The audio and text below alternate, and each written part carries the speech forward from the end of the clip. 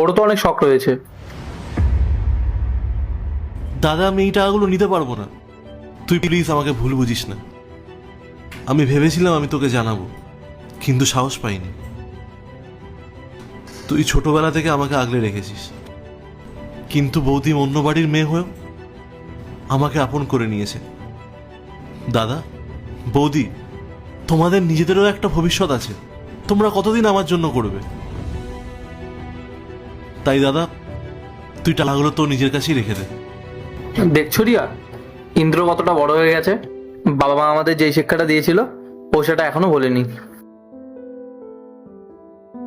ভাই, নিজের পায়ে দাঁড়ানোর চেষ্টা করা যেমন তোর কর্তব্য, ঠিক সেমনই ভাইয়ের বিপদে পাশে দাঁড়ানোর দায়িত্ব আমার। প্রিয়াকে বলার দরকার নেই যে আমি টাকাটা দিয়েছি। তুই যখন নতুন চাকরি পাবি আমাকে আবার দিয়ে দিস। নিয়ে নাও ইন্দ্র, আর প্রিয়াকে নিয়ে কোথাও থেকে ঘুরে এসো। ও অনেক দিন ধরে কোথাও যাওয়ার কথা বলছিল। যাও, দুজন মিলে টাইম স্পেন্ড করে এসো। থ্যাংক ইউ দাদা, থ্যাংক ইউ বৌদি। আমি আগের জন্মে হয়তো কোনো পুণ্যর কাজ করেছিলাম, তাই তোমাদের মতো মা বাবার সমান দাদা বৌদি পেয়েছি। আরে ঠিক আছে ঠিক আছে, যা গিয়ে এবার ইন্টারভিউয়ের জন্য প্রস্তুতি নে। আর শোন, এই বাড়িটা আমাদের সবার। তোর যখন যা প্রয়োজন হবে আমাকে অবশ্যই জানাবি। আমি সব সময় তোর পাশে আছি। যা, আজকে আমার গাড়িটা নিয়ে যা, বাইরে পার্ক করা আছে।